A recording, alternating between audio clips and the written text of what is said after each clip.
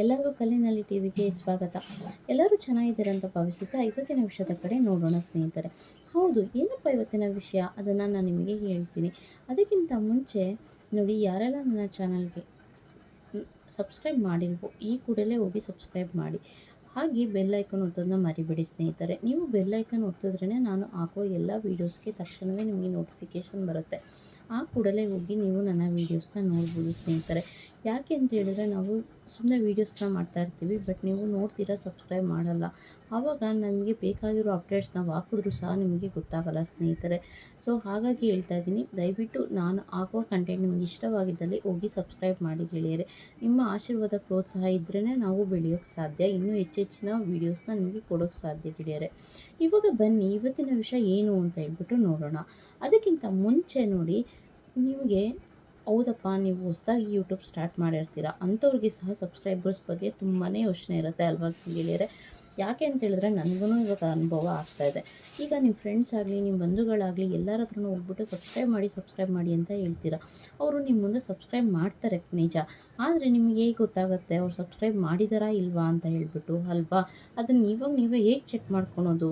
ನಿಮಗೆ ಗೊತ್ತಿಲ್ಲ ಅಂತ ಹೇಳಿದರೆ ಅದನ್ನು ನಾನು ನಿಮಗೆ ತಿಳಿಸ್ಕೊಡ್ತೀನಿ ಗೆಳೆಯರೆ. ಹಾಗೆ ಅನ್ಸಬ್ಸ್ಕ್ರೈಬ್ ಮಾಡ್ತಾರಲ್ವ, ಅವ್ರು ಯಾಕೆ ಮಾಡ್ತಾರೆ?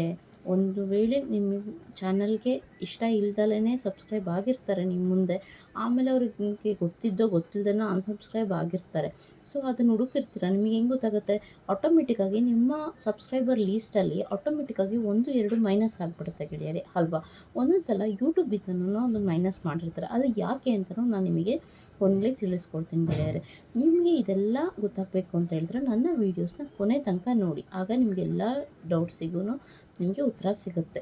ಬನ್ನಿ, ಇವಾಗ ಸಬ್ಸ್ಕ್ರೈಬರ್ಸ್ ಹೇಗೆ ಹುಡ್ಕೋದು, ಹೇಗೆ ನೋಡೋದು ಅಂತ ಹೇಳ್ಬಿಟ್ಟು ನೋಡೋಣ ಗೆಳೆಯರೆ. ನೋಡಿ ಗೆಳೆಯರೆ, ಫಸ್ಟು ನಿಮ್ಮ ಗೂಗಲ್ ಕ್ರೋಮಿಗೆ ಹೋಗ್ಬಿಟ್ಟು YT ಸ್ಟುಡಿಯೋ ಓಪನ್ ಮಾಡಿ, ಅಲ್ಲಿ ಚಾನಲ್ ಡ್ಯಾಶ್ಬೋರ್ಡ್ ಅಂತ ಇದೆ ಅಲ್ಲ, ಅಲ್ಲಿ ನೋಡಿ ನಿಮಗೆ ಎಲ್ಲದೂ ನಿಮಗೆ ಕಾಣಿಸುತ್ತೆ.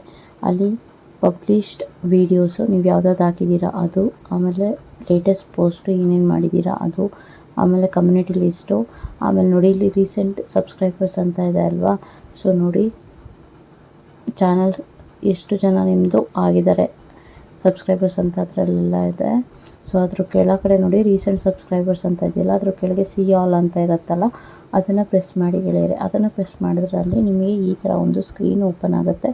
ಇಲ್ಲಿ ಬಂದ್ಬಿಟ್ಟು ನಿಮಗೆ ನೋಡಿ, ಝೂಮ್ ಮಾಡಿ ತೋರಿಸ್ತಾ ಇದ್ದೀನಿ, ಇಲ್ಲಿ ಎಷ್ಟು ಜನ ಸಬ್ಸ್ಕ್ರೈಬರ್ಸ್ ಇದ್ದಾರೆ, ಹಾಗೆ ಯಾರೆಲ್ಲ ನೀವು ಸಬ್ಸ್ಕ್ರೈಬ್ ಮಾಡಿದ್ದೀರಾ ಅಂತ ಹೇಳ್ಬಿಟ್ಟು ಎಲ್ಲದನ್ನು ನೀವು ಇಲ್ಲಿ ನೋಡ್ಬೋದು ಗೆಳೆಯರೆ. ಇದು ನಿಮಗೆ 90 ಡೇಸಿಂದು. ಇವಾಗ ನಾವು ಲೈಫ್ ಟೈಮಿಂದು ನೋಡೋಣ, ಸರಿನಾ? ಲೈಫ್ ಟೈಮ್ ಅಂತ ಹೇಳಿದ್ರೆ ನೀವು ಫಸ್ಟಿಂದನೂ ಇಲ್ಲಿವರೆಗೂ ಎಷ್ಟು ಜನ ನಿಮ್ಮ ಚಾನಲ್ಗೆ ಸಬ್ಸ್ಕ್ರೈಬ್ ಆಗಿದ್ದಾರೆ ಅದು ಲೀಸ್ಟ್ ಇದೆ. ಆದರೆ ಎಲ್ಲ ಸಬ್ಸ್ಕ್ರೈಬರ್ಸ್ ಅವ್ರದ್ದು ಇರುತ್ತಾ ಅಂತ ಕೇಳಿದ್ರೆ ಇಲ್ಲ ಗೆಳೆಯರೆ, ಅದನ್ನು ನಾನು ನಿಮಗೆ ಕೊನೆಯಲ್ಲಿ ಹೇಳ್ತೀನಿ. ಎಲ್ಲ ಸಬ್ಸ್ಕ್ರೈಬರ್ಸ್ ಅಂದ್ರೂ ಹೆಸ್ರು ಯಾಕಿರೋಲ್ಲ ಅಂತ ಹೇಳ್ಬಿಟ್ಟು ನಾನು ನಿಮಗೆ ಕೊನೆಯದಾಗಿ ಹೇಳ್ತೀನಿ, ಆಯಿತಾ? ಇವಾಗ ಬನ್ನಿ ಮತ್ತೆ ಅನಾಲಿಟಿಕ್ಸಿಗೆ ಹೋಗೋಣ, ಸರಿನಾ?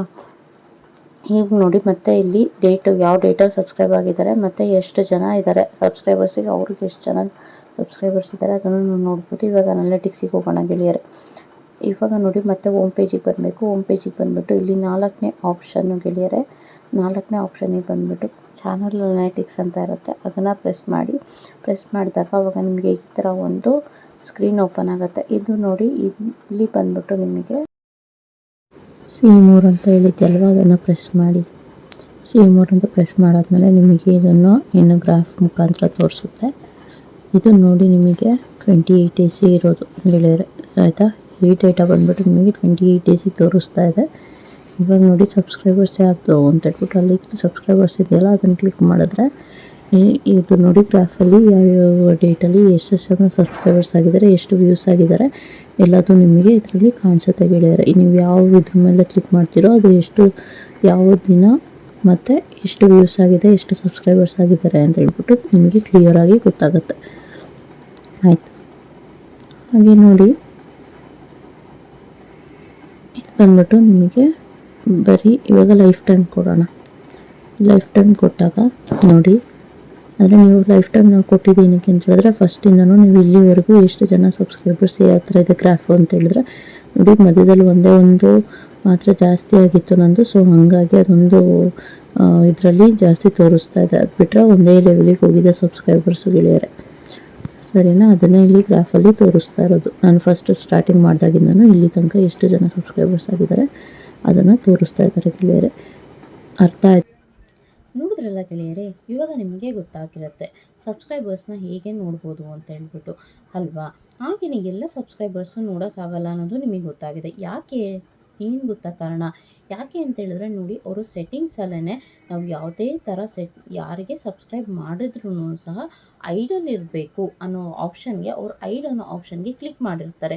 ಸೊ ಆ ಥರ ಕ್ಲಿಕ್ ಮಾಡಿದಾಗ ಅವರು ನಮ್ಮ ಚಾನಲ್ಗೆ ಸಬ್ಸ್ಕ್ರೈಬ್ ಆಗಿದ್ರೂ ಸಹ ಅವ್ರ ಹೆಸರು ಅಲ್ಲಿ ಶೋ ಆಗಲ್ಲ ಸ್ನೇಹಿತರೆ, ಆಯಿತಾ. ಹಾಗಾಗಿ ಎಲ್ಲ ಸಬ್ಸ್ಕ್ರೈಬರ್ಸನ್ನು ಸಹ ನಾವು ಲೀಸ್ಟಲ್ಲಿ ನೋಡಲಿಕ್ಕಾಗೋದಿಲ್ಲ ಅಲ್ವಾ.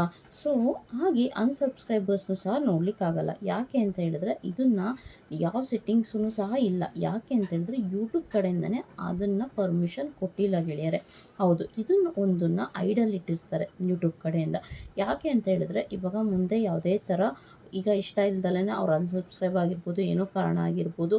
ಸೊ ಅದು ಬೇಡ ಅಂತ ಹೇಳ್ಬಿಟ್ಟು ಆಮೇಲೆ ಕೆಲವೊಂದು ಸಲ ಯೂಟ್ಯೂಬ್ ಕಡೆಯಿಂದನೂ ಸಹ ಮೈನಸ್ನ ಮಾಡ್ತಾರೆ. ಯಾಕೆ ಮೈನಸ್ ಮಾಡ್ತಾರೆ ಅಂತ ಹೇಳಿದ್ರೆ ನೋಡಿ, ಇವಾಗ ನೀವೇ ನೋಡಿರ್ತೀರ ನೋಡಿ, 1000 ಸಬ್ಸ್ಕ್ರೈಬರ್ಸ್ನ ಕೊಡ್ತೀವಿ, 4000 ವಾಚ್ ಅವರ್ಸ್ನ ಕೊಡ್ತೀವಿ ಅಂತ ಹೇಳ್ಬಿಟ್ಟು ಎಲ್ಲ ಹಾಕಿರ್ತಾರೆ. ನೀವೂ ಪೇ ಮಾಡ್ತೀರಾ, ಅವರೆಲ್ಲ ಇದು ಸಬ್ಸ್ಕ್ರೈಬರ್ಸ್ನ ಕೊಟ್ಬಿಡ್ತಾರೆ, ನೀವೂ ಮಾಡ್ಕೊಬಿಡ್ತೀರ. ಆದರೆ ಯೂಟ್ಯೂಬ್ ಆ ಥರ ಎದುರೋದಿಲ್ಲ ಗೆಳೆಯರೆ. ಅದಕ್ಕೆ ತಕ್ಷಣವೇ ಗೊತ್ತಾಗುತ್ತೆ. ಸೊ ಯಾರೆಲ್ಲ ಜೆನ್ಯೂನ್ ಸಬ್ಸ್ಕ್ರೈಬರ್ಸ್ ಇರ್ತಾರೆ, ಜೆನ್ಯೂನ್ ಅಲ್ಲದೇ ಇರೋ ಸಬ್ಸ್ಕ್ರೈಬರ್ಸ್ ಯಾರು ಇರ್ತಾರೆ ಅಂತ ಹೇಳ್ಬಿಟ್ಟು. ಸೊ ಹಾಗಾಗಿ ಯೂಟ್ಯೂಬ್ ಕಡೆಯಿಂದನೇ ಅದನ್ನು ಮೈನಸ್ ಮಾಡಿಬಿಡ್ತಾರೆ. ಸೊ ಹಾಗಾಗಿ ಈ ಥರ ಕೆಲಸಗಳಿಗೆ ಹೋಗಬೇಡಿ ಗೆಳೆಯರೆ. ಏನೇ ಇದ್ರೂ ಕಷ್ಟ ಆದ್ರೂ ಪರವಾಗಿಲ್ಲ, ಇವತ್ತಲ್ಲ ನಾಳೆ ನಿಮ್ಮ ಚಾನಲ್ ಗ್ರೋ ಆಗೇ ಆಗುತ್ತೆ. ನೀವು ಕಷ್ಟಪಟ್ಟು ಇಷ್ಟಪಟ್ಟು ಕೆಲಸ ಮಾಡಿ, ಆಗ ನಿಮಗೆ ತಕ್ಕ ಪ್ರತಿಫಲ ನೀವು ತೊಗೊತೀರ. ಹಾಗೆ ನೋಡಿ, ನಿಮಗೆ ಸ್ನೇಹಿತರಿಗೆ ಇಷ್ಟ ಇಲ್ದಲೇ ಇದ್ದು ನಿಮಗೆ ಸಬ್ಸ್ಕ್ರೈಬ್ ಮಾಡಿಸಿದ್ರೆ ಅದು ನಿಮಗೇ ತೊಂದರೆ ಗೆಳೆಯರೆ. ಯಾಕೆ ಅಂತಂದರೆ ನಿಮ್ಮ ಸಬ್ಸ್ಕ್ರೈಬರ್ಸು ನಿಮ್ಮ ವೀಡಿಯೋಸ್ನ ಫಸ್ಟ್ ನೋಡದೇ ಇದ್ದರೆ ಆಯಿತಾ, ಅದರಿಂದನೂ ಸಹ ನಿಮ್ಮ ವ್ಯೂಸು ಅಥವಾ ನಿಮ್ಮ ಚಾನಲ್ನ ಯೂಟ್ಯೂಬ್ ಕಡೆಯಿಂದ ಶೋ ಮಾಡೋದು ಅಂದರೆ ನಿಮ್ಮ ಚಾನಲ್ನ ರೈಸ್ ಮಾಡೋದನ್ನ ನಿಲ್ಲಿಸ್ಬಿಡುತ್ತೆ. ಸೊ ಹಾಗಾಗಿ ಇಷ್ಟ ಇಲ್ಲದೆ ಇರೋರಿಗೆ ತುಂಬ ಫೋರ್ಸ್ಫುಲ್ಲಿ ನೀವು ಸಬ್ಸ್ಕ್ರೈಬರ್ಸ್ ಮಾಡೋಕ್ಕೆ ಹೋಗಬೇಡಿ, ಸರಿನಾ. ಹಾಗೆ ನೋಡಿ ಸ್ನೇಹಿತರೆ, ನಾನು ನಿಮಗೊಂದು ಅಪ್ಡೇಟ್ನೂ ಸಹ ಹೇಳ್ತೀನಿ. ನೀವು ತುಂಬಾ ಫೋರ್ಸ್ಫುಲಿ ಇಲ್ಲ ಸಬ್ಸ್ಕ್ರೈಬ್ ಮಾಡಲೇಬೇಕು ಅಂತ ಸಬ್ಸ್ಕ್ರೈಬ್ ಮಾಡಿಸಿದ್ದಲ್ಲಿ ಅವರೇನಾದ್ರು ನೀವು ಹಾಕಿದ ವೀಡಿಯೋಸ್ನ ನೋಡ್ದಲೇ ಸುಮ್ಮನೆ ಹಿಂಗೆ ಜಸ್ಟ್ ಕ್ಲಿಕ್ ಮಾಡೋದು ಬಿಡೋದು ಮಾಡಿದ್ರೆ ಆವಾಗಲೂ ಸಹ ಯೂಟ್ಯೂಬಲ್ಲಿ ಏನು ಮಾಡ್ತಾರೆ, ನಿಮ್ಮ ವೀಡಿಯೋಸ್ನ ತುಂಬ ಜನಕ್ಕೆ ಶೋ ಮಾಡೋದಿಲ್ಲ ಗೆಳೆಯರೆ. ಆವಾಗಲೂ ಸಹ ನಿಮ್ಮ ವ್ಯೂಸ್ ಕಡಿಮೆ ಆಗ್ಬೋದು. ಸೊ ಕಷ್ಟಪಟ್ಟು ಯಾವತ್ತೂ ಸೊ ಇಲ್ಲ ಸಬ್ಸ್ಕ್ರೈಬ್ ಮಾಡಲೇಬೇಕು ಅಂತೇಳಿ ಫೋರ್ಸ್ಫುಲಿ ನೀವು ಮಾಡೋಕ್ಕೆ ಹೋಗಬೇಡಿ ಸ್ನೇಹಿತರೆ. ಸೊ ಹಾಗೆ ನಿಮ್ಮ ಕಂಟೆಂಟ್ನ ಚೆನ್ನಾಗಿ ಹಾಕಿ ನಿಮ್ಮ ಚಾನಲ್ ಗ್ರೋ ಆಗುತ್ತೆ, ಆಯಿತಾ. ಹಾಗೆ ಯಾರೆಲ್ಲ ಫಸ್ಟ್ ಟೈಮ್ ಯೂಟ್ಯೂಬರ್ಸು ಮಾಡ್ತಾಯಿದ್ದೀರೋ ಅವ್ರಿಗೆ ಏನೇ ಡೌಟ್ಸ್ ಇದ್ರೂ ಸಹ ಒಂದು ಕಮೆಂಟ್ ಮಾಡಿ ತಿಳಿಸಿ.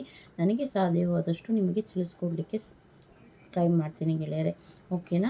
ಹಾಗೆಯೇ ನೋಡಿ, ನಮ್ಮದು ಸಹ ಹೊಸ ಯೂಟ್ಯೂಬ್ ಆಗಿರೋದ್ರಿಂದ ನಿಮ್ಮ ಪ್ರೋತ್ಸಾಹ ನಿಮ್ಮ ಆಶೀರ್ವಾದ ಇದ್ರೇ ನಾವು ಸಹ ಬೆಳೆಯೋಕ್ಕಾಗೋದು ಸ್ನೇಹಿತರೆ. ಸೊ ಹಾಗಾಗಿ ನನ್ನ ಚಾನಲ್ಗೆ ಸಬ್ಸ್ಕ್ರೈಬ್ ಮಾಡಿ. ಇನ್ನೊಂದು ಸಲ ಹೇಳ್ತಾ ಇದ್ದೀನಿ, ನನ್ನ ಚಾನಲ್ಗೆ ನೀವು ಇಷ್ಟಪಟ್ಟು ಸಬ್ಸ್ಕ್ರೈಬ್ ಮಾಡಿದ್ದಲ್ಲಿ ಮಾತ್ರ ನಾನು ಹಾಕೋ ಎಲ್ಲ ವೀಡಿಯೋಸ್ಗೂ ಅಪ್ಡೇಟ್ಗೂ ನಿಮಗೆ ನೋಟಿಫಿಕೇಷನ್ ಬರುತ್ತೆ. ಆ ಕೂಡಲೇ ಮಾತ್ರ ನೀವು ನನ್ನ ವೀಡಿಯೋಸ್ನ ನೋಡ್ಬೋದು ಗೆಳೆಯರೆ, ಸರಿನಾ. ಧನ್ಯವಾದಗಳು.